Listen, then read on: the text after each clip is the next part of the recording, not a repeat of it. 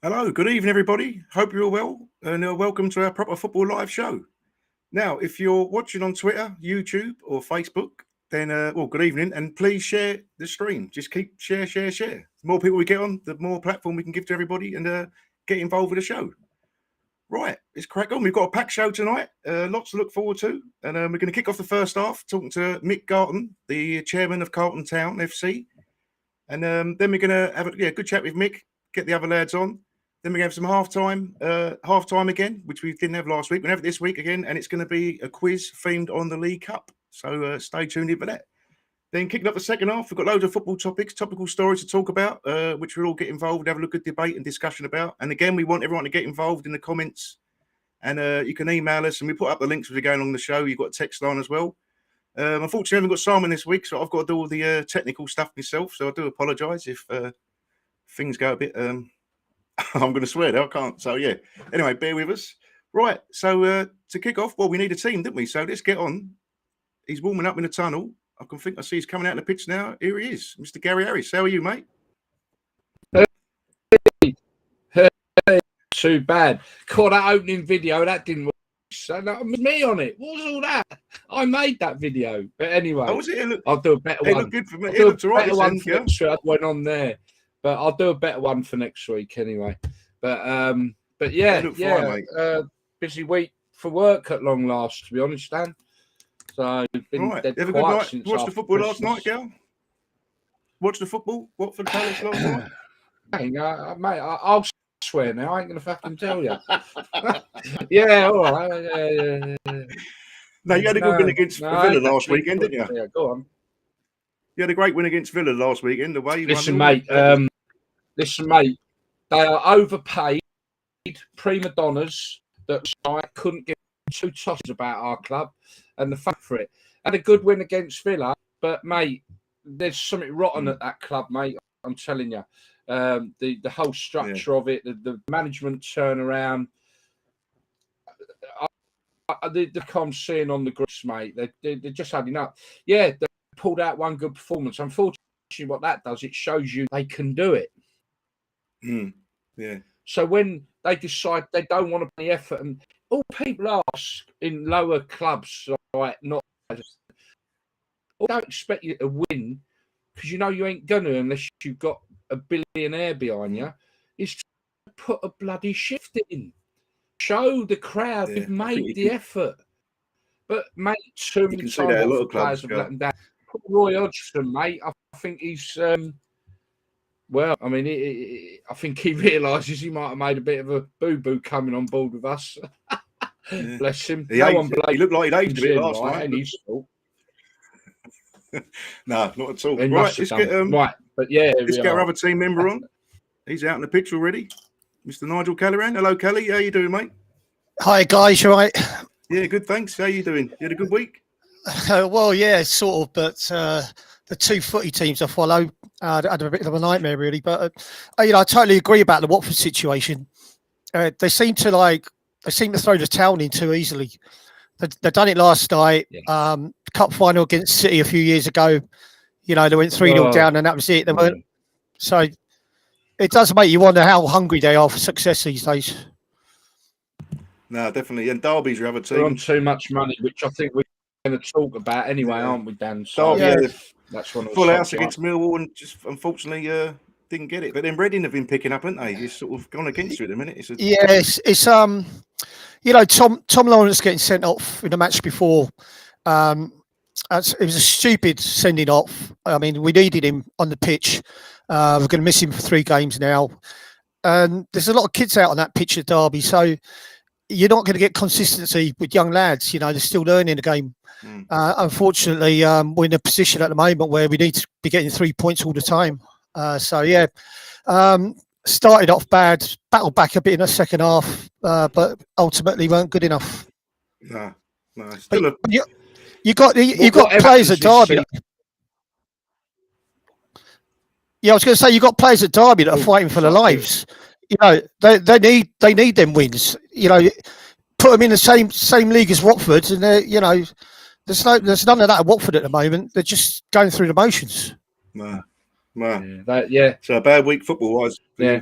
you two guys, really. But Uh, Palace, you on know, the other Dan, note, doing really well. Nigel, yeah, we're going to talk about Palace.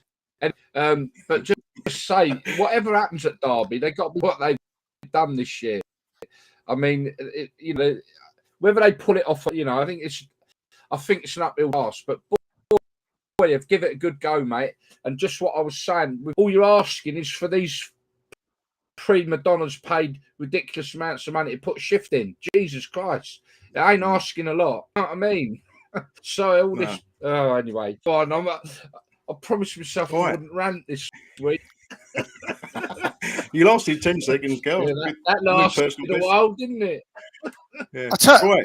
I tell you what, though, it's noticeable now that there's fans turning on Watford. Like loyal supporters that Watford through and through. No, they are. You see it on the media. They're turning against the team now. I couldn't believe the amount of empty seats in Watford last night. There was lots of empty seats. Yeah, a lot of fire drew at the end when the fourth winning. Right. I'm just going to show you what's coming up on tonight's show before I introduce our special guest. Right. So we've got Carlton Town chairman is going to come on in a second. We're going to the second half after the half-time quiz. We've got we're going to talk about our players. I can't even see this. Our players' obscene wages ruining the game. That'll be followed by time for the three teams. Yeah, you want to borrow National League. Yeah. And the second topic is about National League teams. Is it time that three were promoted? Top two automatic. So many big teams in that league, and we'll chat about that later. We're also going to talk about Liverpool-Chelsea, the League Cup final this weekend, and there's been a booze ban on the fan zones or in the local vicinity of Wembley.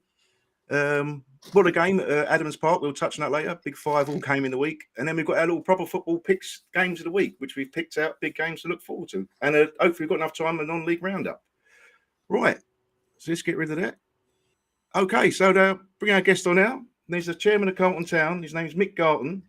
Now, Carlton Town are I always get this wrong, they're in the Northern Premier League Midlands Division. So let's bring Mick on. Hi, Mick. How you doing? Okay, mate? Hiya. Can you hear me? Yep, loud and clear, mate. Yeah. Brilliant. I just got one question for the guys because I was enjoying that chat before I come on and chat about Carlton Town. Watford, if they'd have actually stuck with the first manager they had this season, do they think that they would have had a better season? I'm just interested to get the thoughts on that because I was surprised they got rid of him. Yeah, well, I'm looking at the Burnley match, right? And the guy that's in charge of Burnley, who's done such a great job there, he was actually Watford manager, but these Italians got rid of him, I think, when they took over the club. So, there's food for thought on that. Yeah, two things there. Like Mick, the answer is, and I've seen it a lot on the forums last night, is would we have been, are we any better off now to when we had Cisco? And a lot of the answers are no, we're not. So why did we get rid of him? I know, well, Watford tend to do that, but I thought that was a surprising one, to be fair. Yeah, I don't.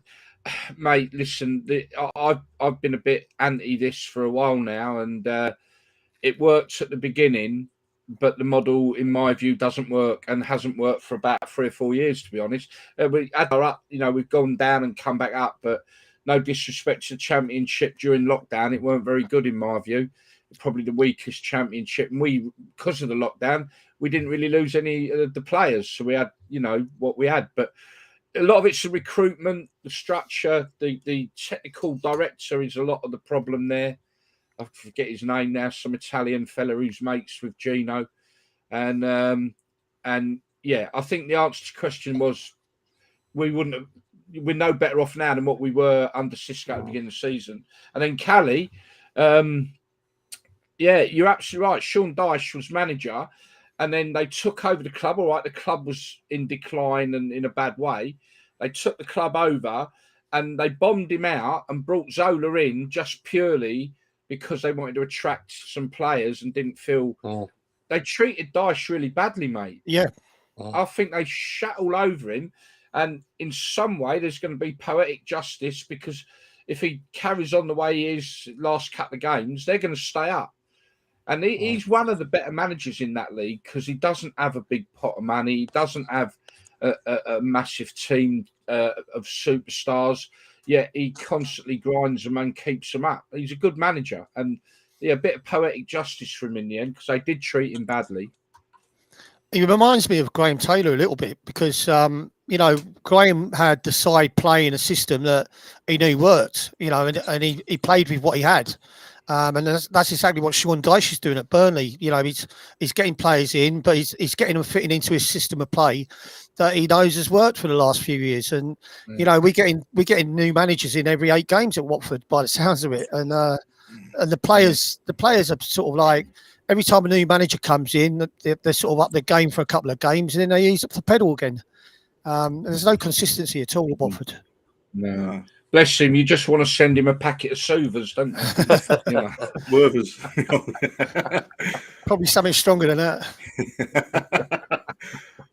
Right, Mick. Well, thanks for coming on, mate. And I've just, Carlton Town, you had a bit of storm damage in the week, I believe. You had a bit of like a lot of other clubs, I guess. Yeah, I was just going to say, just on the back of that conversation, and this might surprise people, and not many people know this, but I've been chairman.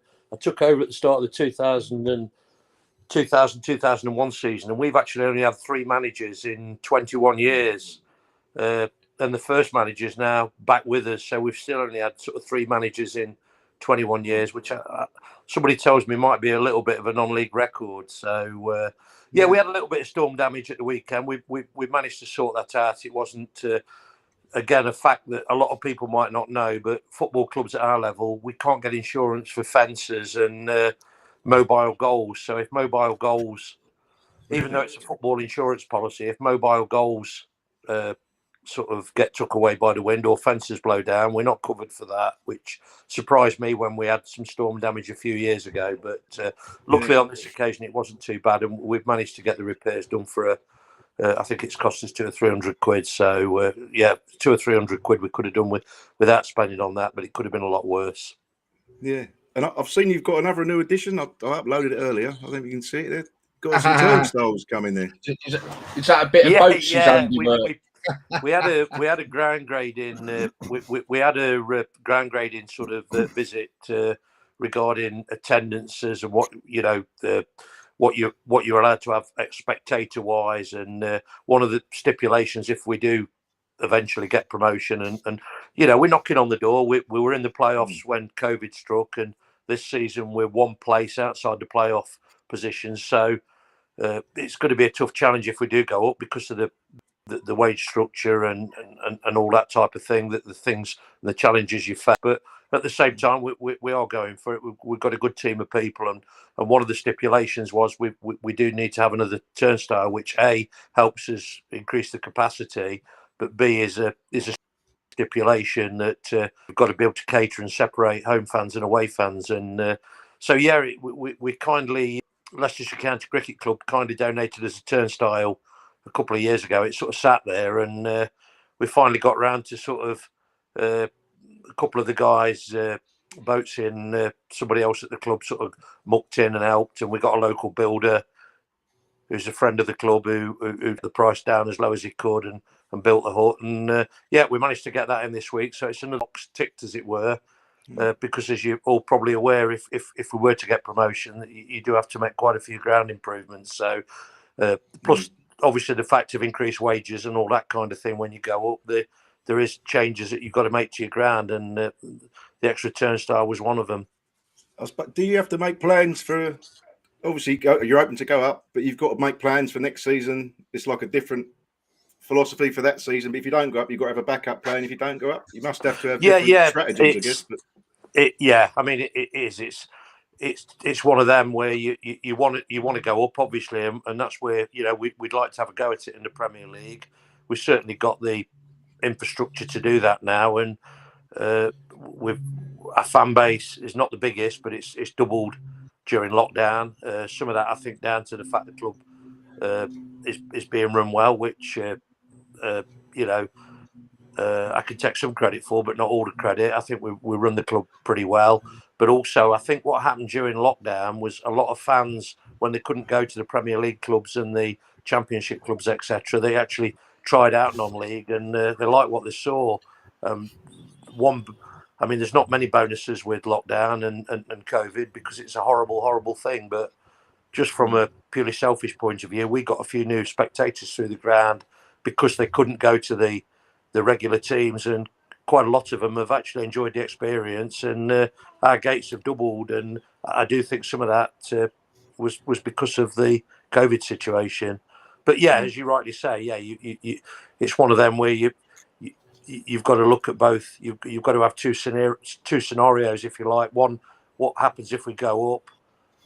What's the budget got to look like? What extra money will we have coming in for gates? And the other side of the other side of the card is if we don't go up, we've got to have another go next season. So it's a difficult balancing act, and you know, so it's very deny different that. from like.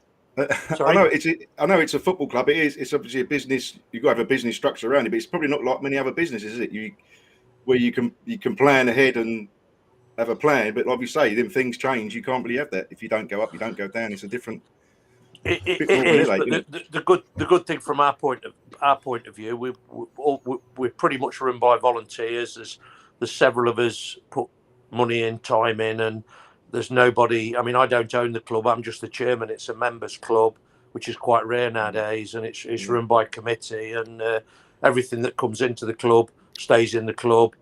Donated, we don't take loans on. Everything's put in as donations, and that way there's no debt. If anything ever happens in the future, there's no debt for anybody coming on in the future. So we have got a little bit of a unique way of running it, and it's from a personal point of view. I was born in Carlton. I'm a Carlton lad, and I've done pretty well in business. It's been challenging for the last few years, but I've done pretty well in business myself during the 80s and 90s and the early part of the decade, and I just feel it's my chance to put back into the community, and a lot of the stuff we do down there. Obviously, we've got the football club, and we're ambitious and we want to do well, but we also do a lot of stuff in the community. With the underprivileged kids, the local boxing club.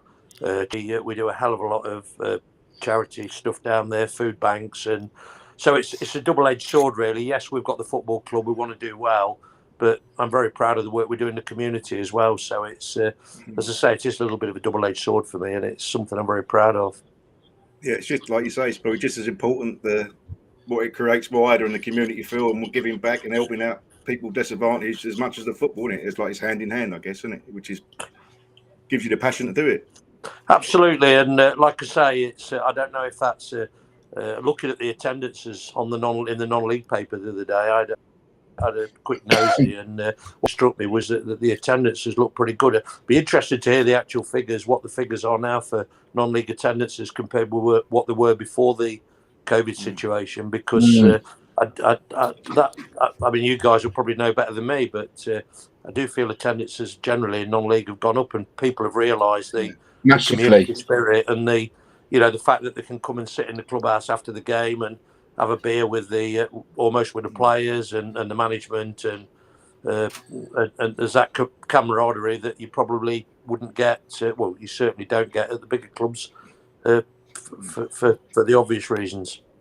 Yeah, you feel part of the team, don't you? Feel like the fans feel part of the big absolutely, fan, and win, lose or draw, our management are very keen on the players coming over, even if we've had a defeat, at the end of the day, and applauding the spectators at the end of the game, and they always make a point of doing that. And I think it's they've got on record to say, like I say, we've not got the biggest fan base, but I think we're averaging, and we are one of the lowest in the league, but we're averaging 82, I think, before lockdown. I think we're now averaging 162, so we've doubled.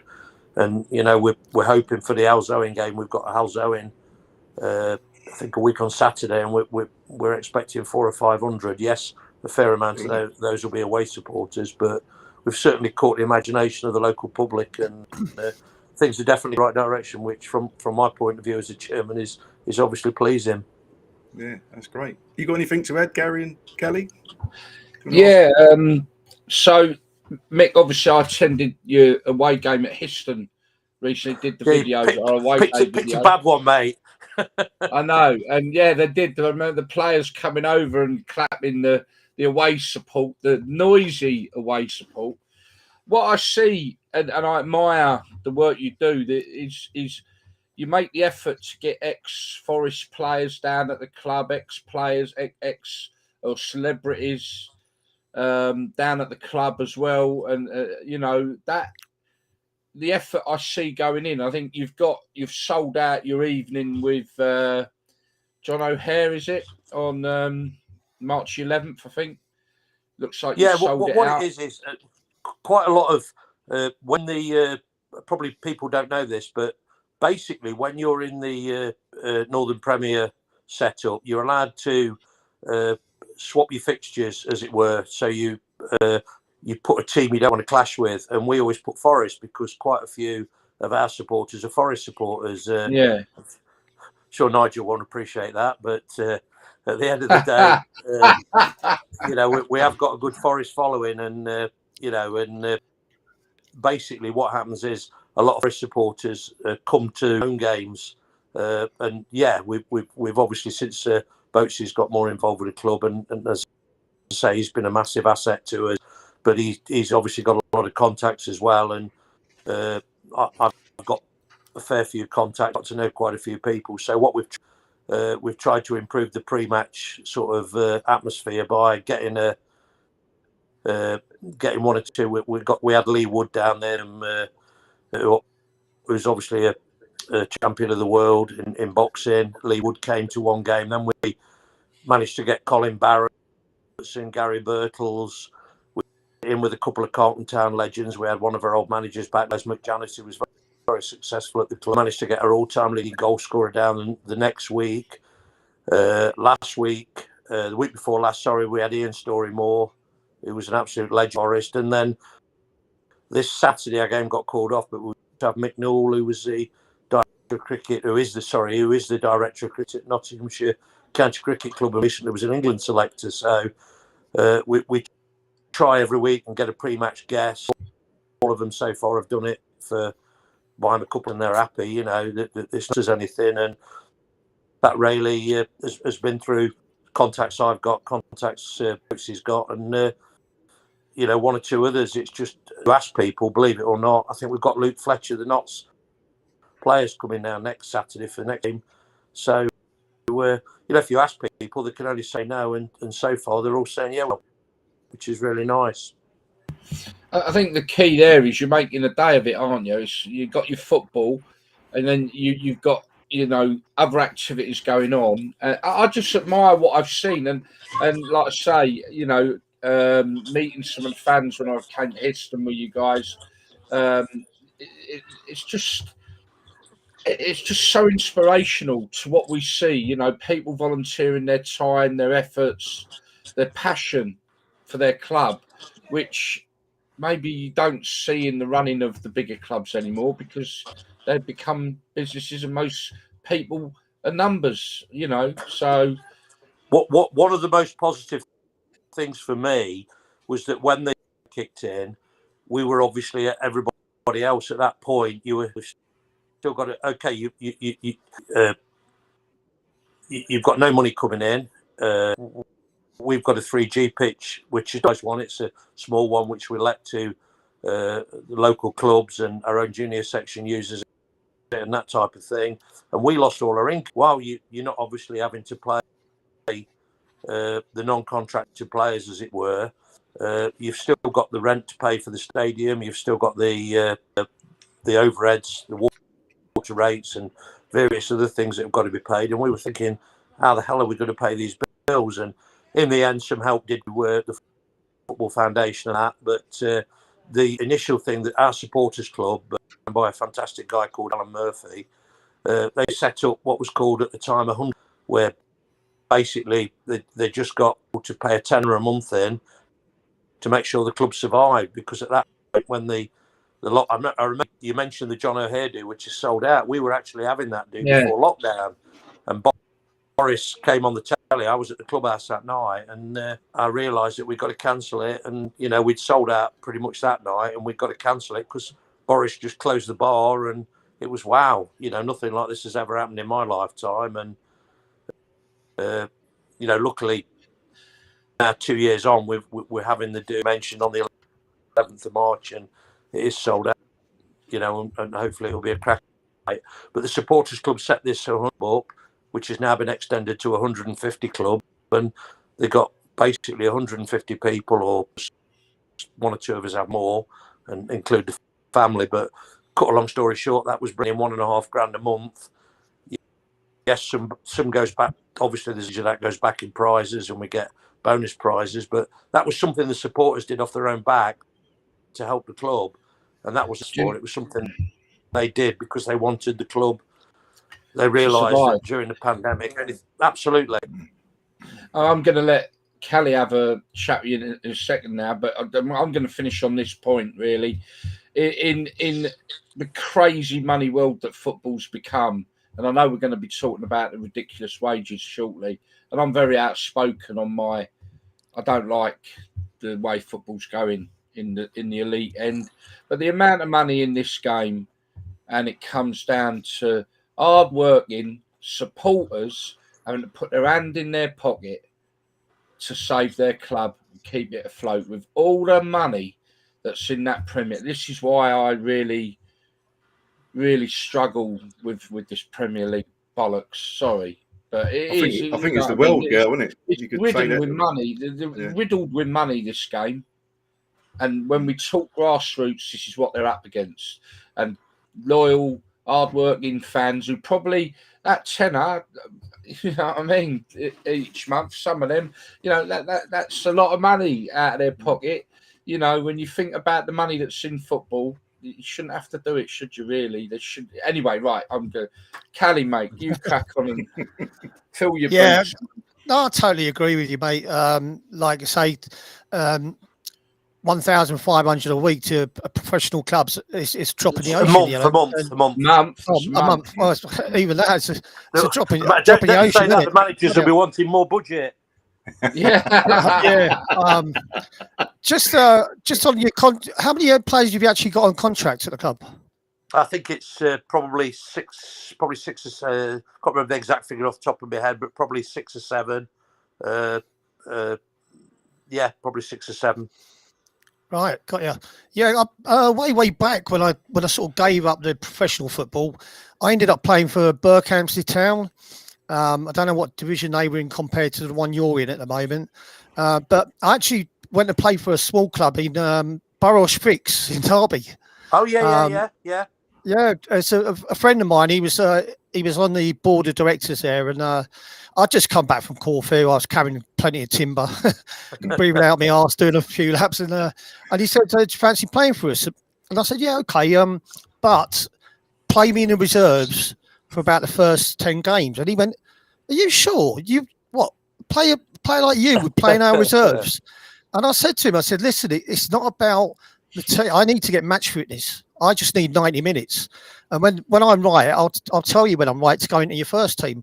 But you know, the whole thing with Burrows Fix, I really enjoyed the experience, even though like I was only getting something like 40, 50 quid a game.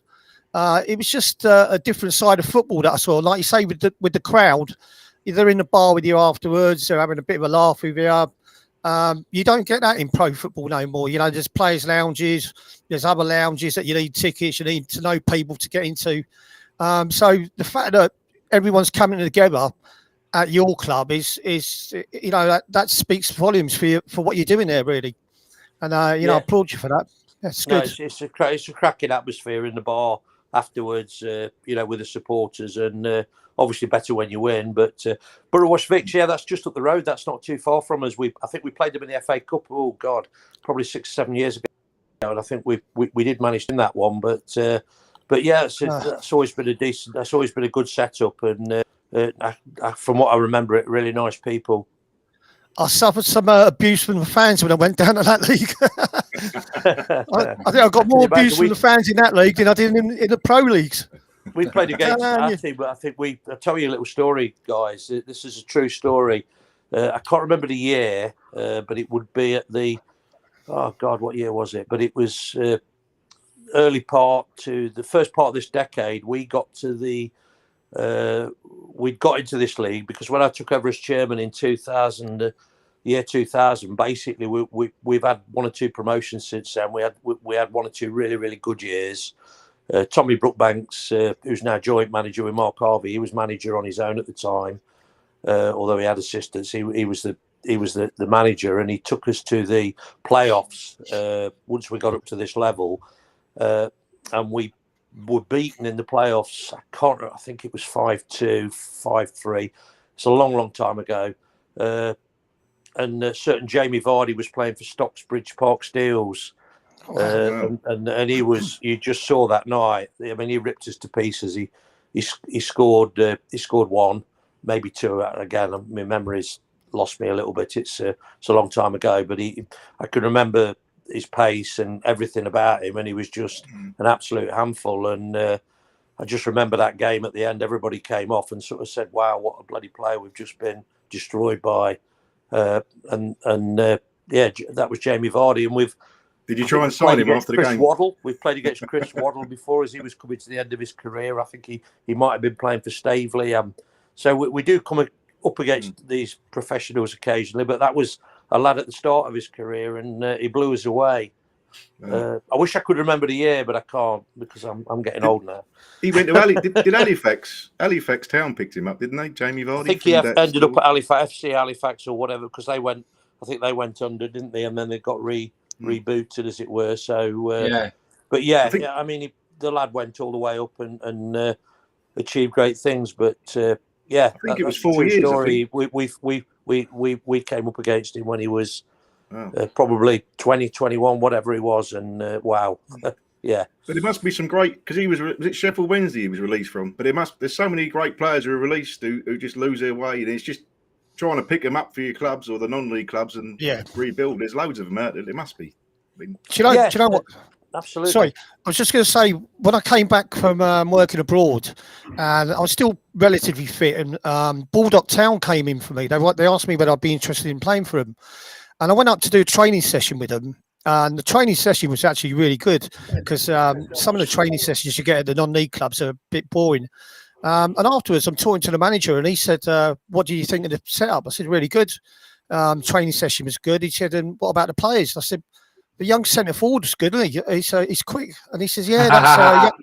He said, "That's young Kevin Phillips." Yeah, I was waiting for that. And I went training the next day with Watford. With Glenn Roeder was in charge, and I told him about it. They went up to have a look at him, and they signed him within about 4 days. Yeah, wow. That's right. Yeah. So just because you drop down a few divisions, it doesn't mean you can't get back up again. But you've got to have players that believe in themselves to do that. And so it was you that got him. It was you that got him that down. And I think it just shows that them players who get a chance again, they're the ones who give everything, don't they? Vardy's Kevin Phillips was the same, wasn't he? They're the players who give 100% because they know that it was like a drop out, and they've got back in and get that chance, and they've taken it. And do you know when I was an apprentice at Watford? When I was an apprentice at Watford, there was 5 of us got signed, and I got told originally that they weren't going to sign me, and then they came and watched me in a county cup final, and they changed their minds. And there was another lad called Charlie Palmer, plays for Derby, and he was manager of Belper for a little bit. Yeah, manager of Belper for a bit, wasn't he? Well, he was one of them that was on the borderline, and the other 3 were meant to be searched to get a pro contract. Well, it turned out that me and Charlie were the only 2 that got a pro contract out of it and a career, and the other 3 didn't. So, like you say, sometimes you fight. Once you've been rejected, you sort of like fight a little bit harder. Yeah, I'm still keep getting rejected at football clubs. He's on about studio, by the way. Go for a trial at Watford. You get in now. I'll turn them down. Right, I was going to ask you, Mick, what you're called the Millers is the nickname of Carlton Town. Is that correct? Yeah, that comes from the fact that we were formed in 1904, and basically we were originally Sneinton FC, and Sneinton FC was basically, it was a famous windmill there. It was an area of windmills and that kind of thing, well before my time. And the reason we ended up, we were playing at Carlton or sort of Gedling Carlton border. The reason when I took over as chairman, sadly we didn't have any spectators coming from the Sneinton area. We literally at that point, I think we had 5 or 6 men and 1 dog coming to the games when I went in. As I say, at the time I'd done well in business, so I was able to help the club by supporting them and putting a few buildings up and improving facilities, and gradually it's grown from there, really. But yeah, that's where the nickname comes from. 1904, actually 2004, we celebrated our centenary, and we were lucky enough to get Bobby Charlton to come and speak at our dinner at a hotel in Nottingham, which was one of the most memorable sort of nights I've had. Yeah, amazing. Club. He was really good enough to sign some stuff for us as well, which we then auctioned off and used to raise some money for the club. So happy memories, yeah. But that's the history, and not just to take you on from that. We actually won the Nottinghamshire Senior Cup for the first time. It took us 107 years, I think. 2011, 2012. We finally. Around that time, we finally got a first not senior cup. So the club's got a good history, but much of it was well before my time. But that, yeah, we were originally called Snenton, and then we changed to Carlton at the early part of the decade. Right. So you've got a lot of youth setups as well, haven't you? I believe, Mick. And, yeah, we've got a good youth setup. Is that the channel to get through to the first team? Is it obviously? Is that like to feed through the ages and then hopefully start for the first team or reserves? Yeah, it's something Tommy and Mark have been working on. I mean, we've got a junior section, and we've been trying to sort of get that more, because the junior section and the senior section have been run separately. But basically, we've tried to put a system in place where there's more joined up thinking. We've teamed up with the MPL and Elite Form and taken their academy model on board. Over the last 3 or 4 years, which is basically now means we've got an academy team, and we're trying to filter players into that. And also, I think one of the players that played in the academy made his first team debut in the Not Senior Cup. Made his debut in the Not Senior Cup last week, which went down well. So yeah, it's that is the dream. Obviously, the fact is we've not got a lot of money, so there's got to be a balance between signing players and also trying to bring players through the youth system. But having said that, we've got a good history. We've got lads like Niall Davey in the first team that came through the youth setup, and we've still got a lad called Martin Ball who's he's won quite a lot locally, but he came through our. I think we signed him from Pelican Colts, and he came into our reserve setup years ago. Academy and reserves, and he went through and became first team captain. He's a bit of a legend at the club now, probably at the back end of his career. Another lad called Grant Brindley, who's now retired, he was a legend. So we've got a history of bringing young lads through, as I say, but we've now got a model where we are teamed up with the Elite Form and MPL Academy, and that's working quite well for us. It brings a bit of income in as well, but we've got an education situation down there where we've built a classroom, so they do half a day in the classroom, half a day on the 3G pitch, and we have managed to get 1 or 2 kids from the junior section to come on board with that, and it's something we're going to continue to work on, and something I know that the managers feel passionately about as well. So yeah, absolutely. Yeah, that's great. I see you got a big game against Ilkeston Town, the leaders, on them. Yeah, it's going to be a tough one. We played him at home. We played him at home earlier in the season, and basically we were 1-0 up, and I think they equalised in the 95th minute. So yeah, but no, they've had a good season. Fair play to them. I think they've got a new 4G pitch put down this year. They've had some new finance coming, because they've had the problems over the years, as you guys may well be aware of. That I think they've gone under a couple of times, and they've had to rebuild and start again. They was higher up, weren't they? They're definitely a name. They've got a fantastic fan base. Fan base. Yeah, Mick, recently, didn't they? The top of the table crash, Ilkeston versus Hellzoe, it attracted 2,500, didn't it?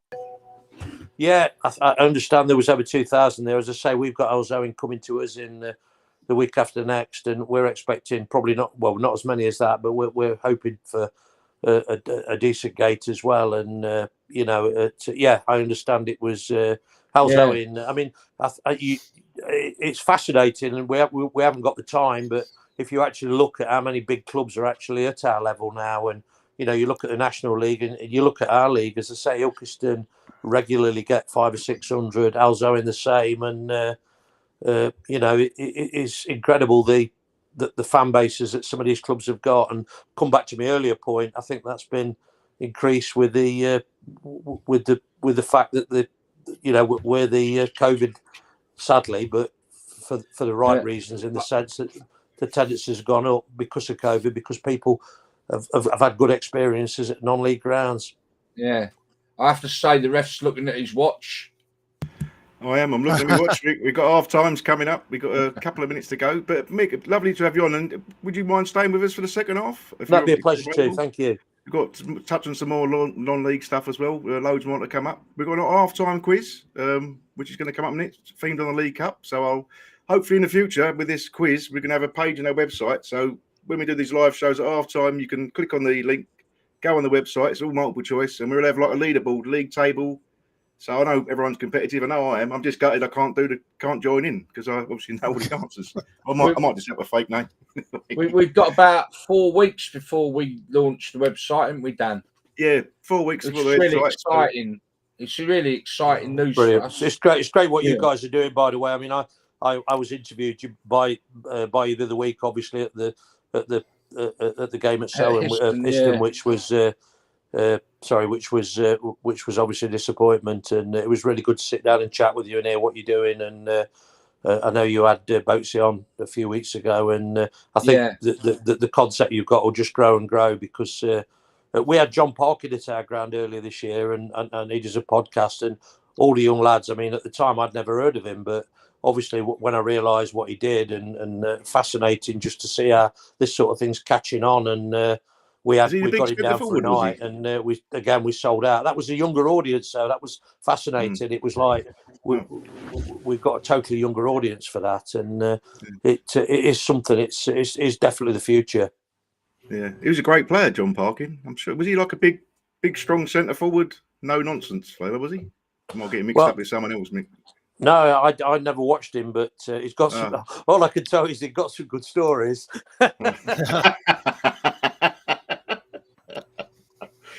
But no, and I think it's just like what you say. We want to get out to as many clubs as we want, whatever level, lower the better. Really, we've got a few we're in touch with at the minute, and because like you say, it's like they're like a modern day. Well, that's what we say. It's like a modern day youth centre where you can get community kids to come in, because there isn't youth centres anymore.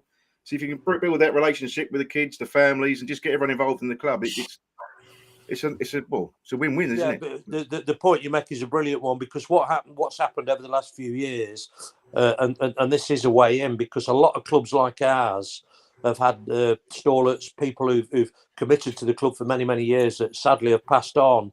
And I know that there's clubs have folded, particularly cricket clubs that have folded because of that.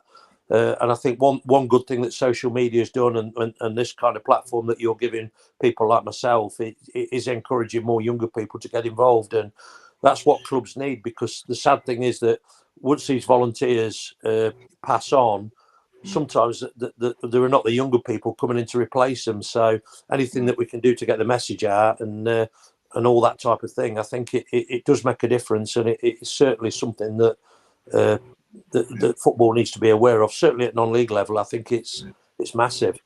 And the kids, you don't see many. Well, kids don't go on their own to football like Premier League, Championship now. Well, when I was a kid, but you see them in non-league. There you get groups of mates going along, 10, 12 years old, and that's the big boys are going to lose out on these younger guys coming through. They probably watch it home on telly, but a bit of extra time, girl. It's a bit of extra. Yeah, just quickly before you go half time. Couple of comments coming in. Some great crowds in non-league this season. I'm off to Stockport away on Saturday watching my team Weymouth. Will be 7,000 or so in the crowd. Maybe 50 of us making the long trip. Leonard Lamb, the crowds in non-league are improving all the time. More passion and a decent pint. And then John Parkin, the beast. This is from Gareth Williams. He says that we had him at Cardiff, played for Hull, Preston, and I think he finished up at York. There you go. He was a good player. He was a beast. Right, well, the beast. We're going to have to blow up for half time now, and we're going to be back after the break. So I'm going to put these quiz questions up. So it's just for fun, but and I'll put the answers up after the break. Hopefully, I'll put not the answers up now. So just bear with me. But I'm going to take this all off, and we'll be back in about 5 minutes. All right. Thanks very much for that, Mick. It was great. Brilliant. No, enjoying it. It's good. 3 Right, let's minutes. take the order. We're going to run out of time otherwise. Come on. I got rid of it. There you God, go. I'm the assistant ref. Kalina, is it? Right, here comes the quiz questions. Now, I've really got to make sure I'm not putting the answers up here. Here we go.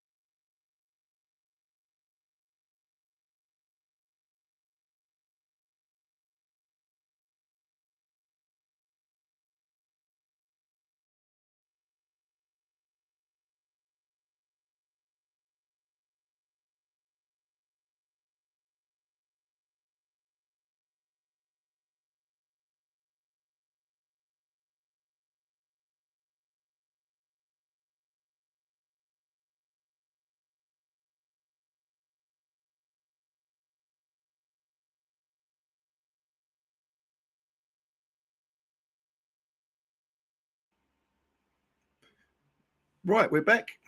Quick half time. Right, let's now, you got me the questions. I'm going to put the answers up now and see how you all got on. Let's see if I can find the answers. There we go. Right, so first question, which team was the first to win the League Cup final which team won the first League Cup final to be played at Wembley in 1967? That was QPR. Now, the first few years, it was a two-legged game over at two different home grounds. So it wasn't until 1967 that they first played at Wembley.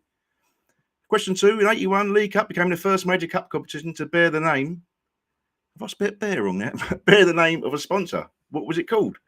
We had the Littlewoods Cup, Milk Cup, or Rumbelows Cup, but that was the Milk Cup.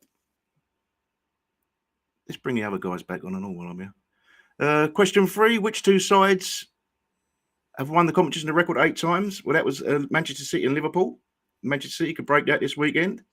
Question 4. Who was the only Italian to manage a League Cup winning side? Now, this probably caught a few people out. The answer was Gianluca Vialli at Chelsea. Question 5. Which player holds the record for most goals scored in League Cup competition? And that was Ian Rush by a mile with 46 goals. So, and surprising, someone I didn't realise it was it Jermaine Defoe was fourth in that list, which was quite surprising. Right, let's get rid of that. Okay, right, I'm just going to play a little video. It's a little funny clip from the week. I'm not sure what part of the world it was from. I think it might have been Holland, but this is a new routine for taking a free kick. I'll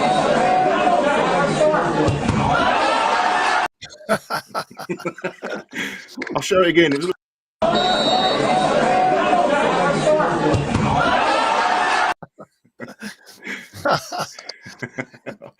Why? You're muted, Gary.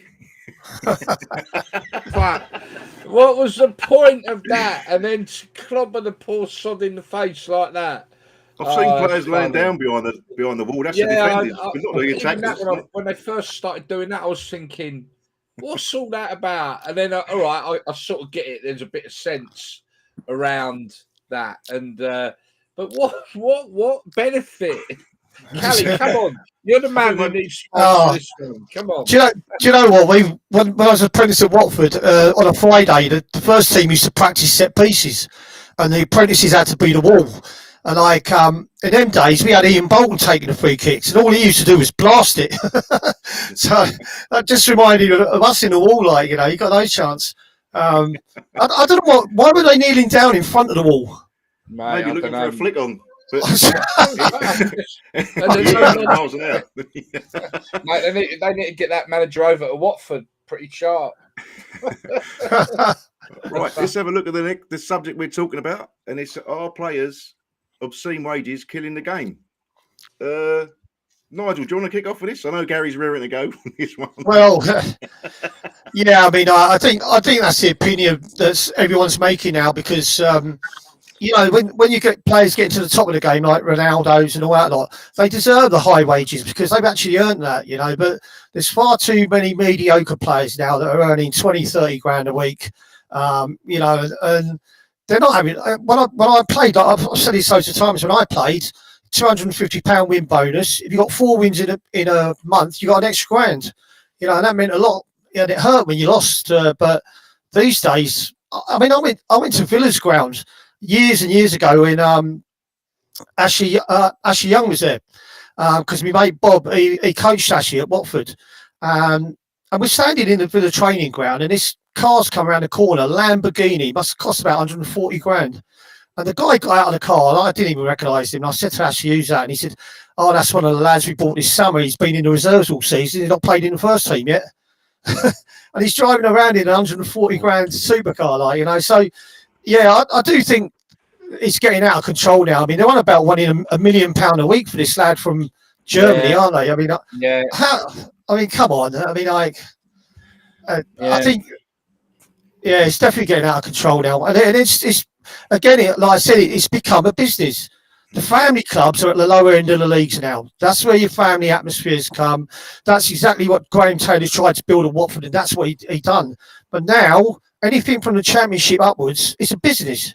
And that's why your managers are only getting 8 or 9 games before they're getting sacked. And players don't care because they're not going to get sacked. It's always going to be the manager.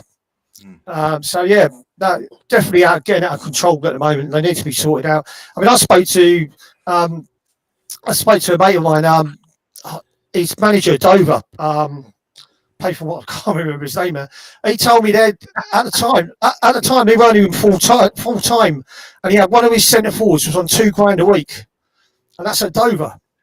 Yeah, ridiculous. Yeah, so yeah, it's not the fault of the players, is it? No, but you know, obviously, if you get offered a job and it's paying more money than the job you got now, whether you're a footballer or whether you're working in an office, you're going to go for it, aren't you? So you're not going to turn it down. But no, I'm really loyal to my train company for any managers who are looking. Yeah. I can't see you, mate. We've lost Mick. I think you should be. There should be a clause now where footballers can actually get sacked if they're not producing it. Like, you know, that's got to come into it. If you're going to pay you the money, you've got to deliver. Simple as that. If you don't deliver, if you get sent off like Lawrence did the other day, and you're missing 3 games, and it could cost us staying up, you got to get fined. So there's got to be consequences now. There's too many liberties being taken at the moment, and it's the fans that are suffering. No one else. I think it swung the strength or the power swung to the players with the Bosman ruling kicked in, didn't it? A few years ago, did the change? Although maybe the owners had a little more power then, but now it seems to have swung the other way, where players just run down contracts and get massive wages when they move on, don't they? There was a time when no player would earn more money than the manager. The manager would be the highest earning person at that club. Now you've got players that are on more money than the managers, so they've got more power. They're not happy at the club, or they're not happy with the manager, they go straight to the chairman. They don't even bother going through the manager. And that's how it's got now, because players have become that powerful with these agents, getting them mega wages. They're actually more powerful than the managers. Definitely. Yeah. Go on, Gal. Time to rant. You sure? You sure you want me to? You ready? Right, let's move on to the next subject. Straight away, I disagree with you, Dan.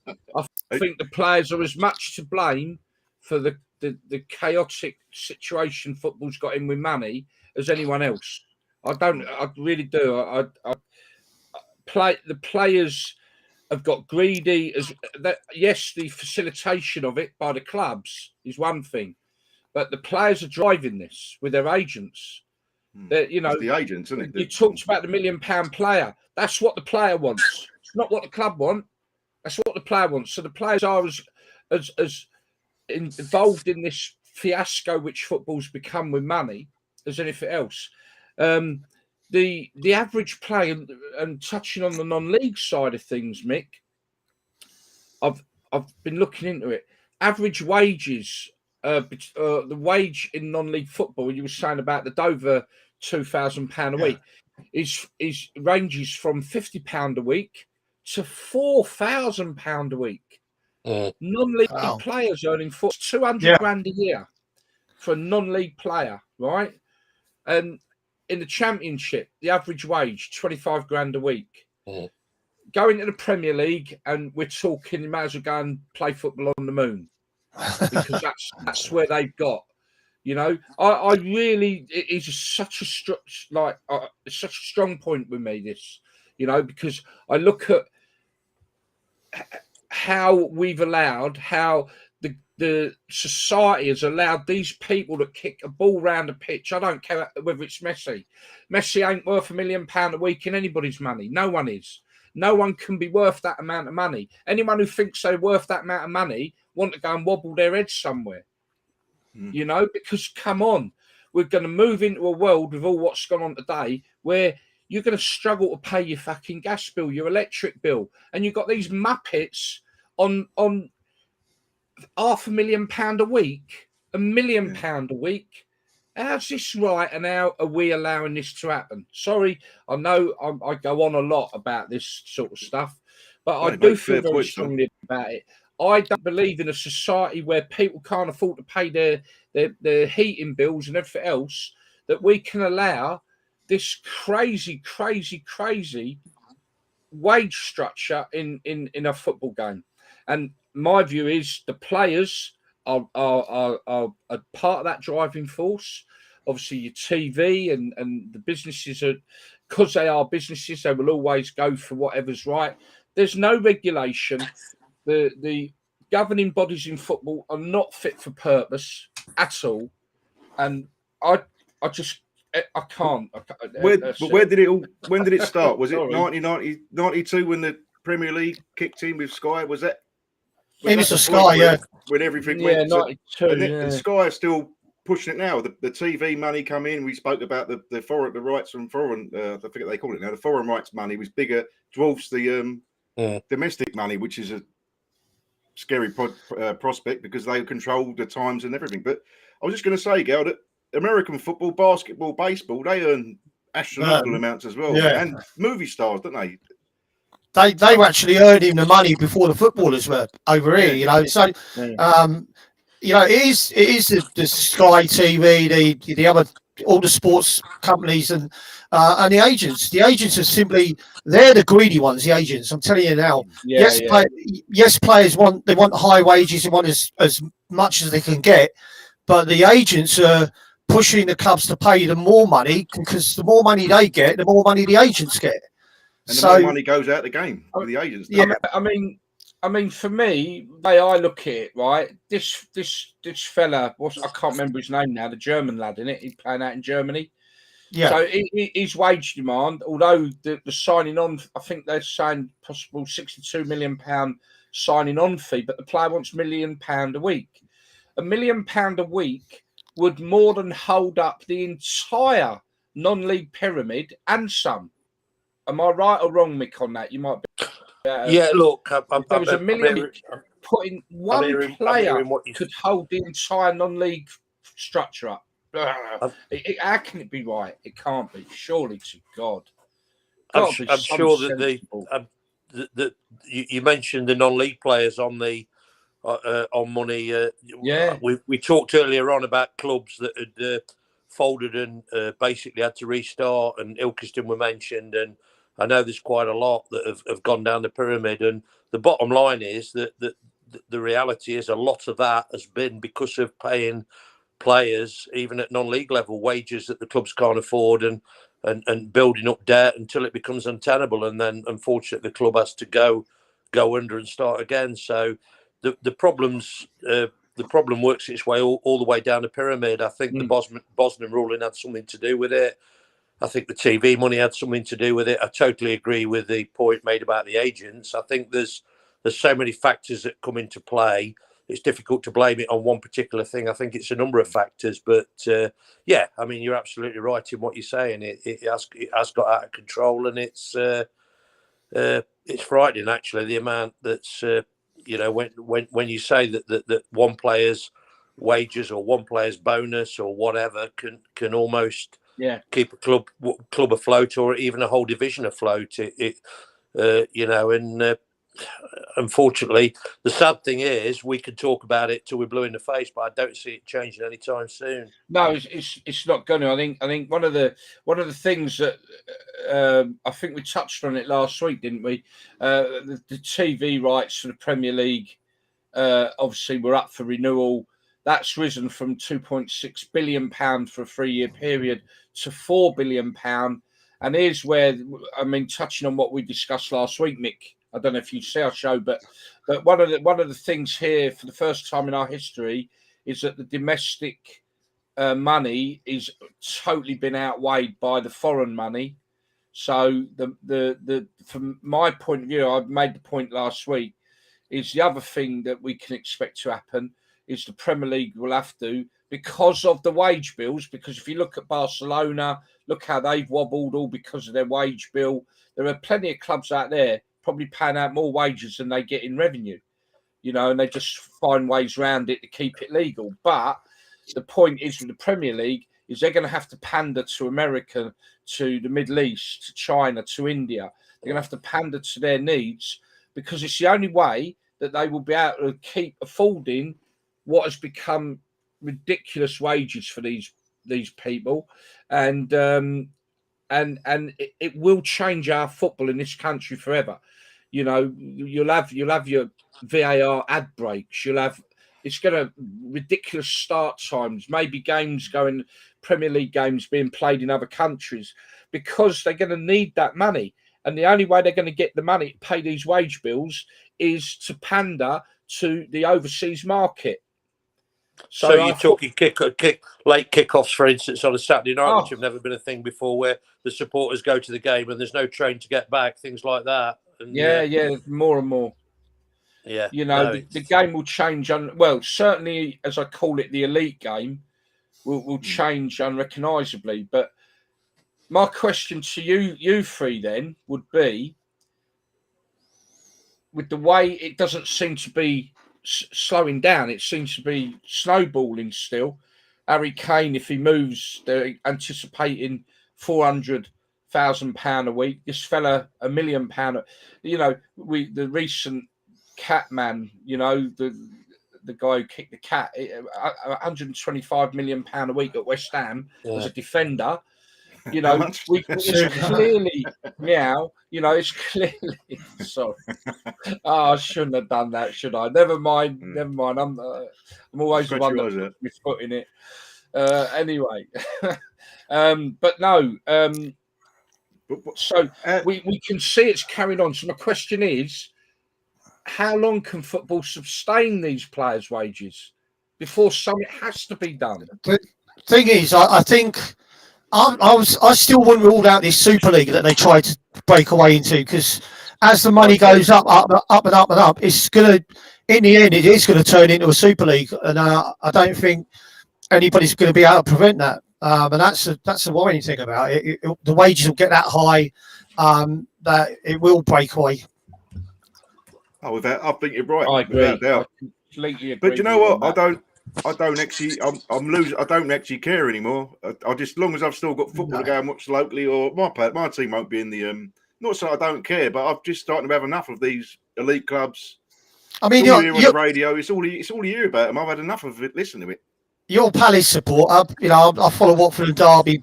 They're never ever going to win the league.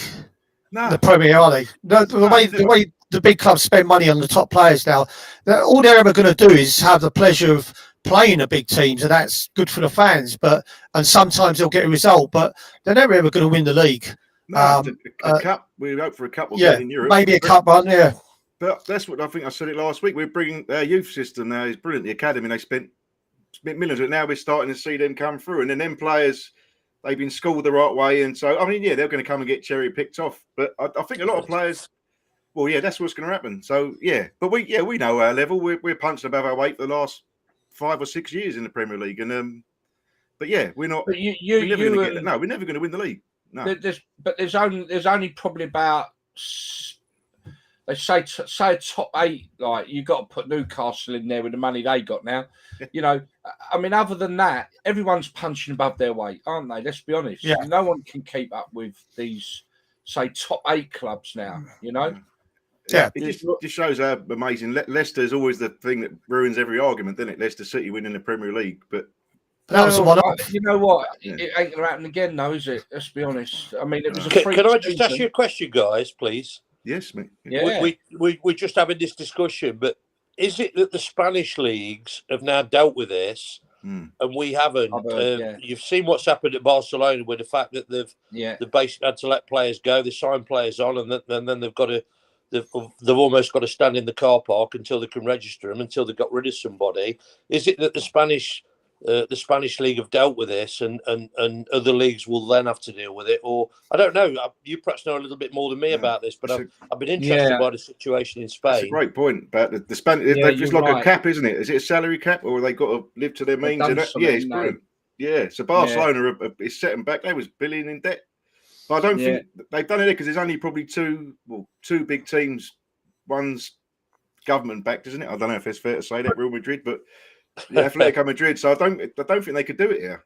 But Barcelona actually they're in the running to sign this Inga Haaland player for £1 million a week. So how does that work out then? Yeah. Well, that blows the point I'm making right out the water, doesn't it? Yeah. And to be fair, if you're going to do this, it's got to be universal.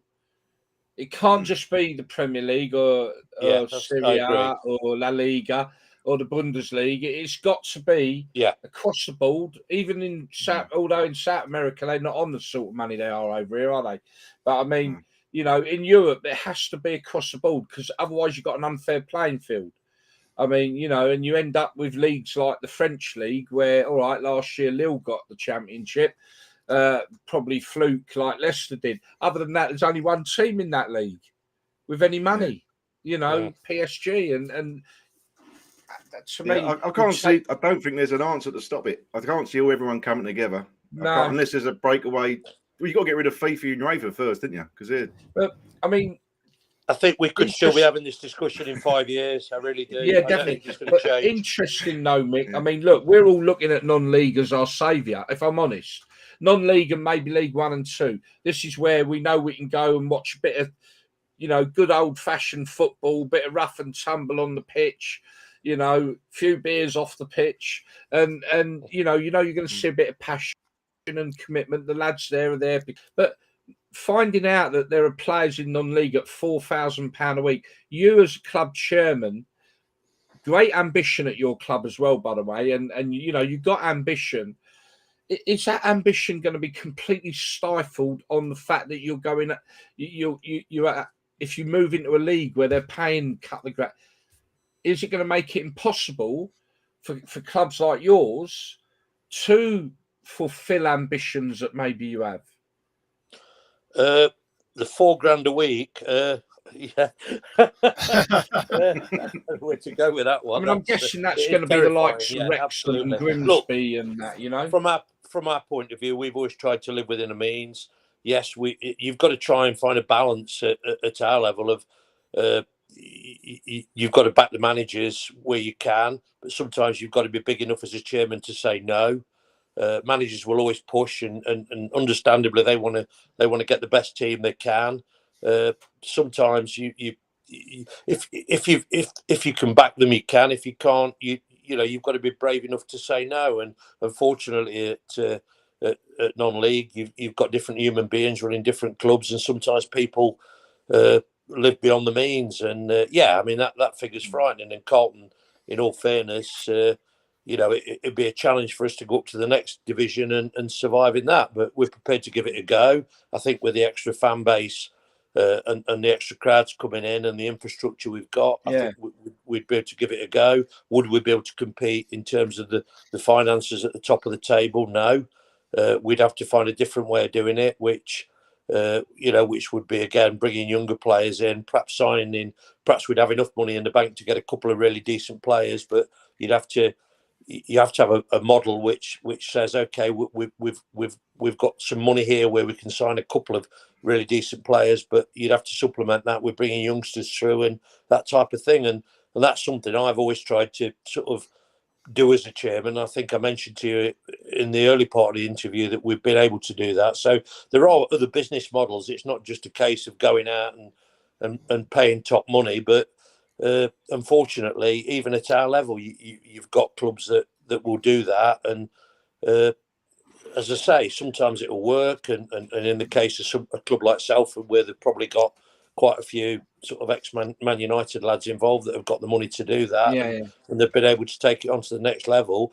But the other side of the coin in non-league certainly is where you've got people who try and do that, who can't do that, and they haven't got the money and they haven't got the business acumen, as it were, to put a plan in place, and it basically just tits up. And as I say, and I wasn't trying to be negative, but we could sit here in 5 years and have exactly the same conversation, because and this is not a negative comment, but I don't see it changing. I see the situation. If I come on your show in 4 or 5 years, I think we could have exactly the same conversation, and it's probably not a lot will have changed, frankly, if I'm honest. And I don't know. Can we talk you now, mate? Agrees with me, but I think, we've got the diary out.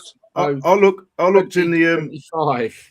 I researched, having a bit of research on players' money earlier, and the article I was reading was from 2002, saying how players' wages are going to ruin the game.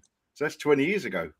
So you're bang on, Mick. It is what it is, and it is ruining the game, in my view. Just another question for Mick, mate, and this will tie you nicely into your next subject, I think, about we're going to go on to this one. Down. Yeah. Mick, just a quick one on this. So we're talking about these players' wages, right, in non-league, and it's always been that the National League down are semi-pro at best. That's the whole concept of being non-league, isn't it? But nowadays, most of the teams they are professional teams now. Where do you? I mean, what's your opinion on the fact that is there a dividing line between being a professional football club, which you would expect with league status, to being a non-league club, which would at best be semi-pro, where guys get, all right, used to be boot money, but now obviously but some of these clubs are completely professional now, aren't they? So how is it a level playing field? I mean, I don't know what I'm getting at, really. I suppose I'm trying to think through in my head. But do you see what I'm saying? It's like you got your likes of Wrexham, Grimsby, absolute professional clubs, which is probably affected by the amount of teams that go up and down, by the way, now, which is nicely into your subject, Dan. Where's that barrier between it being a professional league club and a professional non-league club? There's not. Is it? I suppose they have to make the decision, don't they? Anymore at all. I think most of the National League is professional, is it now, Mick? Is it?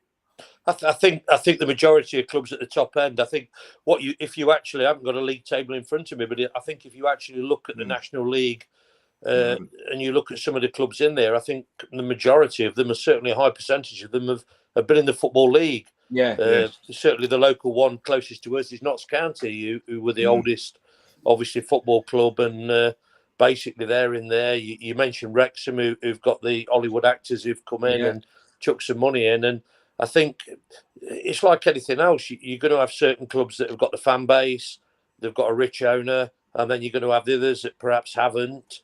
You've got some that have got the history.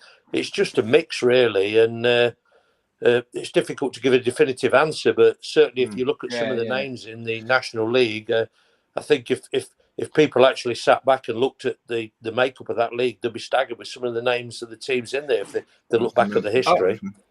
Guys, you can drop a league. You can drop a league. Go on, down. Nigel. Sorry. Yeah, can I just bite out? I'm going to have to leave you now, guys. All right, so enjoy the show. Sorry, been great listening to you, Mick. Thank you. I wish you all the best for the rest of the season. I hope you go up. Thank you very much. And do you know what? This might surprise you, but as a Forest supporter, I actually hope Derby stay up because I'll miss the game. Miss the game and the banter and all everything that goes with it. So, but I don't think it's looking great for them. But no, that might surprise people. But there's a part of me that really, really wants Derby to stay up, and I will miss that game. The Forest Derby fixture is, from a point of view, it's massive in the area, and I've got to say, Rooney, to be fair, is doing a good job, but unfortunately, Reading seem to be pulling away at the moment. So, in normal circumstances, I just want Derby to stay one position below relegation. But See you next week, Nigel. Cheers, guys. Have a good weekend. Have a good show, mate. Have a good show. By the way, catch him. He's on after this. Some Mixcloud. A great show, great music. Honestly, every night, 9 o'clock onwards. Join Tally. See you, Nigel. Cheers, guys. Sorry, Mick. What I was saying there was, if I remember now, what was it? Oh, that was it. Go down the league into the. You're saying about if you look at the clubs in the National League, drop down into National League North, and you've got York, Darlington, Halifax, not Halifax, Chester City. You've got Kidderminster Harriers have been up there. Boston United have been up there. There's about 8 clubs in that league below the thing. I mean, York, they were, they got quite a big history. Chester City. Rush started there, didn't he? Ian Rush started Chester City. He managed them for a little while, didn't he? But Ian Rush. The question is, should they open it up? Because there's the crowds, like we just put a few things up there. The crowds are getting in the National League now. 8,000, nearly under 9,000 football. And to answer your question earlier, Mick, I did a bit of research in the last 10 years, National League level. Oh, that's the wrong one. National League level, the crowds have gone up. In the last 10 years, they've gone up. And taken out the COVID situation, but they have gone up massive. And I tried to find in the other leagues, and they're definitely Dulwich Hamlet are getting massive. They've doubled their crowds. I think they're in Division South, Division South. Maidstone, they're getting big crowds. There's some massive. But I think the issue now, why there's so many old league clubs in the divisions, is when you get the teams go up from the National League, they normally do all right. Sutton are doing well this year, aren't they? There's Harrogate Forest, did well. Forest Green Rovers, they're flying. They only won the FA Vars a few years ago. So I mean, there's some. So I think they should open it up so the top 2 get automatic third place team through the playoffs. I know the teams in League 2 won't be happy about that, but I think it's nice if it's good enough for the Championship and if it's good enough for the Premier League to have 3 relegated, why shouldn't it be good enough for the clubs further down? I mean, from our point of view at Carlton, we've had a good season, but we're 6th. the only team that goes up is the top one. And then there's 4 of you's got to battle for the playoffs. And you know, we've been in this division. We've held our own. We had one season where we could have gone down, but we've held our own for a number of years. And at the end of the day, the chances of going up are so difficult that you know, just from our league, you've got 20 teams and you've only got 2 going up, and it is a hell of a challenge to go up. And I think 3 definitely going up across the pyramid is it'll create more excitement. Certainly, like I say, if it's good enough for the Premier League in terms of 3 coming down, 3 going up from the Championship, why is it not good enough further down the pyramid? I agree with you 100%. Absolutely. So, and I think there's only 1 goes down from the National League this year, because I think there's only 23 teams. I think I'm right in saying it. I don't know if someone dropped out last year. I can't think. Well, you get that as well. I mean, to be fair, the leagues do have to. I might have that wrong. The leagues do have to sort of take circumstances into consideration, but the bottom line is, as a principle, I certainly think that 3 should be going up every season. I think that create more excitement. And do you know, the one thing is, if you're a team that's mid-table, the one thing the playoffs did at the higher level, certainly in the Championship, if you're a team, if you go back a few years and you're a team in let's just say we go back now to the 1980s, and we're you know, we're a team that's 11th in the Championship. We're in February. Our season's over. We're not going to get relegated. We're not going to go up. And the one good thing, whoever invented the playoffs, a little bit like 2020 cricket, whoever invented that wants a medal, because they kept the season going for so many sets of fans. You know, and I mean, what a great thing the playoffs have become. It's and you know, and I agree that further down the pyramid, bringing an extra team, as it were, or an extra place into play would be a fantastic thing for football, in my opinion. So, and not everybody will agree with that, but I'm certainly on board with it. But playoffs are one of the best inventions in football, I think. When absolutely going back, Palace have been quite a few, but I think the early days, and there wasn't at Wembley then, which was good, 2-legged. That was brilliant, and like you say, it keeps you. Well, the National League is the top 7, so the top 6 play off, don't they? It's I'm not sure how it all works, but it's it's a great. So is it the top 4 who play off in your division, Mick? Is it? Top the first one goes up, and then it's 2, 3, 4, and 5 are in the playoffs. And but you know, to bring an extra team into that by making the top 2 go up from our level upwards, in my opinion, would, like I say, I just go back to the original point where you've got a situation where if your team's 9th, 10th, 11th, you're often in a situation where at this time of the season it's over for you.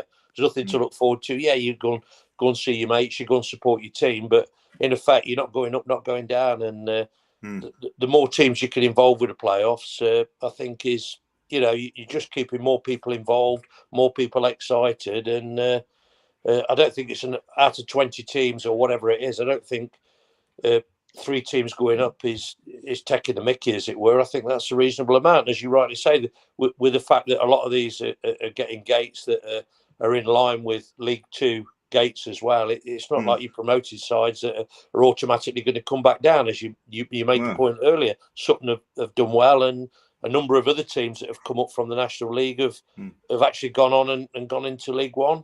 Yeah, I don't think there's a big difference between League 2 and the National League. So we're a unanimous thumbs up or 3 up from the. Do you know what? I never really.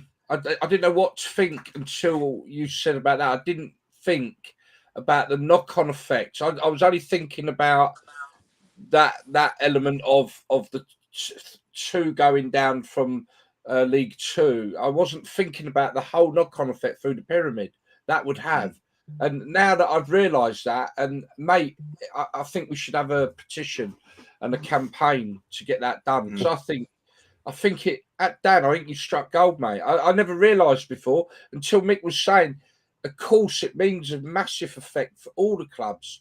It enhances their season. It gives them, you know, like you say, if you look at where Carlton Town are at the minute, right, in their league right now, so you've got Carlton there in 6th spot. Well, you would be in the playoffs right now, but then just below that, you've got, you know, Coleshill on 48 points. Sporting, I can't pronounce it. How do you pronounce that, Mick?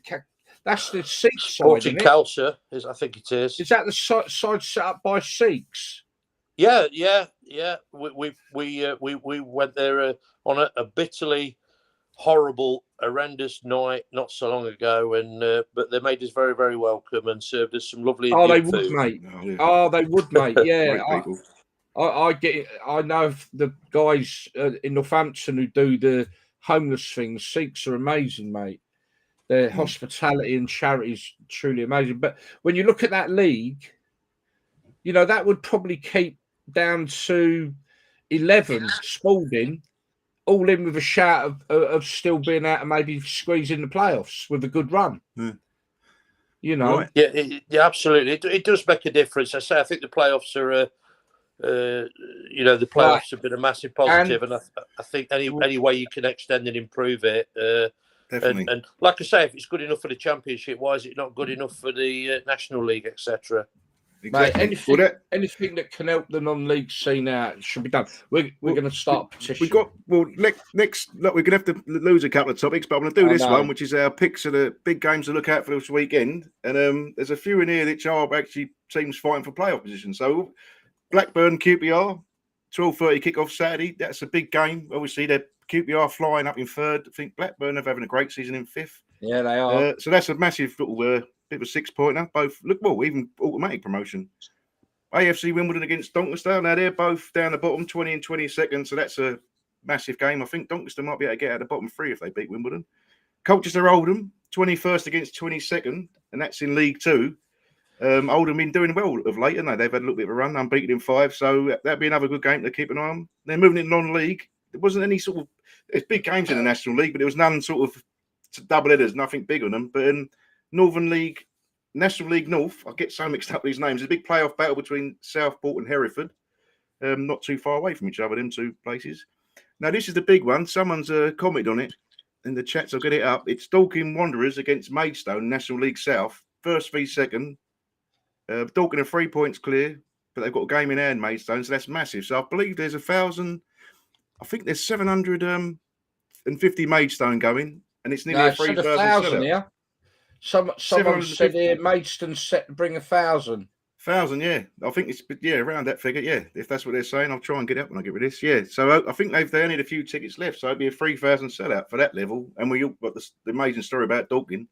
And Maidstone, they've come back a bit of a Phoenix club, haven't they? The old Maidstone United folded a few years 1980, ago. wasn't it? They fell out of the league. Not sure, yeah. I think they come back in, didn't they? I think it was 1980 that they. I mean, there wasn't any promotion or relegation then. They obviously just went bankrupt under and fell out of the league.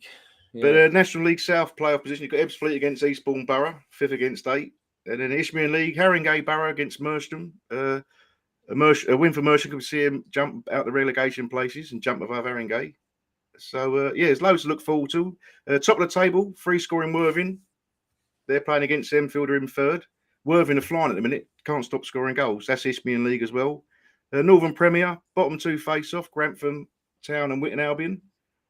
And finally, Southern Premier Division, we have Itching Town v Biggleswade Town, who are both bottom of the sides. They're both bottom of the division. So, that is a local derby and all. Yeah. I love the name. We've got a supporter from Dorking. You mentioned Dorking. We've actually got a supporter who comes all the way down from Dorking to watch us. Mate, joking. People travel all over from non-league. I'm due to talk to Mark White, who's obviously the chairman at Dorking, and that was because I got that contact through your Dorking supporters club. Yeah. That's how I got it. That's how I got the link. I think he's watching Dorking this weekend, but I think he's coming to watch us next week. Yeah. No, yeah, and that's how I got the contact. So we'll hopefully be having Mark on the show very, very shortly, and hoping to get down to them and do an away day visit there. No doubt, we're going to come to you at some point. Looking forward to seeing you guys, absolutely. Yeah. As well. So, yeah, brilliant. Right, well, I think the referee's looking at his watch. Pretty much. He's looking 90 minutes in. We've had 2 minutes of extra time. We're into Fergie time now. So I think we've missed a couple out. It's a big League Cup final weekend. I know we don't talk a lot about the big Premier League, but it's Liverpool Chelsea. there's an alcohol ban. I don't think we'll have time to talk about it around the ground. We haven't. I'll stick it up there because it took me ages to do the graphic. But yeah, Liverpool fans, Chelsea fans face £100 fine if caught drinking alcohol outside Wembley in the EFL Cup final. Just to mention on that, I'm with Trevor Sinclair, who was shot down in flames. I'm not a great fan, but he was shot down in flames on TalkSport, and I'm with him on this because I've been to Wembley quite a few times with Watford. Well, a couple of successful games, not many, but you know what? I understand why they do it, but I've never seen any problems. It's always been really good along Wembley Way. I've never seen that. And Trevor Sinclair said the same in Man City. The two finalists are being punished for the two finalists are being punished for what happened at the England game. Exactly. And the England game was a unique set of circumstances, driven by the fact that there was only 2/3 fans allowed in the stadium, which enabled scumbags basically to break in. So there's never been trouble at League Cup finals before, to my knowledge. No. So I actually I'm not always with Tricky Trev, but I listened to the show you're on about, and I was with Tricky Trev on that day as well. Yeah, I totally agree with you. I thought Simon Jordan and Jimmy White were being a little bit out of line because you shouldn't be punishing people for what other people have done. Yeah, I agree, and I often agree with Simon Jordan, but I didn't on that one. No, yeah, absolutely. No. I think you have the fan zones, Gary. When we played Watford in that a couple of times at Wembley, was in, but no, you have allocated pubs. So I think that's what they got. Chelsea got the certain pubs. Is it the Drill? One of them will have the Green Man. Yeah. Holds 4,000. So you're separate sides. So he's done well. So you don't really need to drink by the ground. But I get why they're doing it. I get why they're doing it. I think they've got to be seen to be doing something. But at the end of the day, if you've had numerous cup finals here where you've had no problems, then there's never been a problem at Wembley. It's a knee-jerk reaction, isn't it? And there's never been a problem at Wembley in domestic football, right? Well, not since the bad days of the 80s, but there's never been a problem in any domestic cup final. The atmospheres have always been really, really good. They had people saying that, you know, how scared they are going along Wembley Way. I'm sorry. I mean, maybe if Millwall were playing someone, maybe, I don't know, but I doubt even that. Sorry, Millwall, didn't mean that. You know what I mean? It was bad organisation, wasn't it? Bad planning. They didn't expect it was on a late kickoff. Everyone was out on it all day. Everyone turned up at the same time, and the fans are getting punished. All right, the idiots who broke in, and I think they were local wood rats anyway. They weren't like. Mate, I was sorry. I've got to say, I was totally out of line saying that about Millwall. I'm sorry, Millwall. I didn't mean that.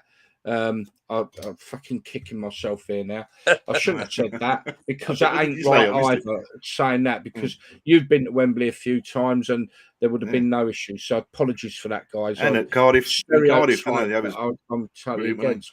So that's all I've got to say. Like, I'm with Trevor and Mick on that one.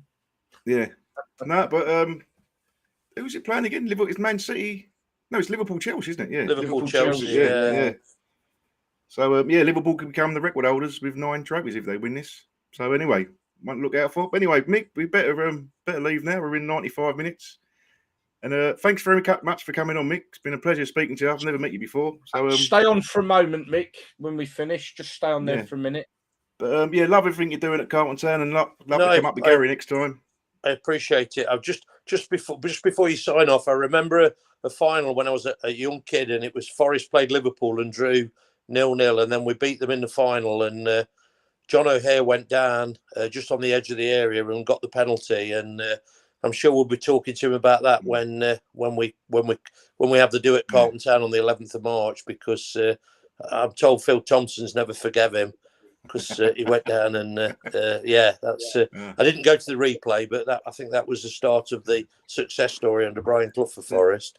Clough, Forest is the League Cup synonymous with Forest, isn't it? I think Clough's the most successful English manager for winning the amount of. I think that was the first one. That was the first League Cup, and I was at Wembley for that day. I would like to point out that in Forest's heyday, Watford knocked you out of the League Cup 4-1 at Vicarage Road. Anyway, and I'm sure Nigel Callaghan was 4-1. That's a familiar result, Gary. He was playing that night. Ross Jenkins got an hat trick. I remember that. I was there, mate. Great atmosphere. I can't. Can't remember when it was. But fucking hell, it's a long time ago. Thanks for that, buddy. No worries, mate. No worries. Well, thanks for coming on, Mick. Really No, it's appreciate been a pleasure, it. mate. It's been an absolute pleasure, and I've really enjoyed it. And you know, like I say, I think you're doing a great job. And at the end of the day, this is something that hopefully you can move forward with. And I look forward to seeing your website and everything else. And Yeah, you know, when it's all up and running. Yeah, we're excited about that. Right. Well, thanks a lot, Gary. Thanks, Mick. Thanks to Subscribe, Kelly earlier. folks. Brilliant. Please, Good night. Have a good weekend, folks. everybody. Subscribe to our YouTube. Please subscribe. Please, come on. Help us get to 1,000. Come on. Brilliant.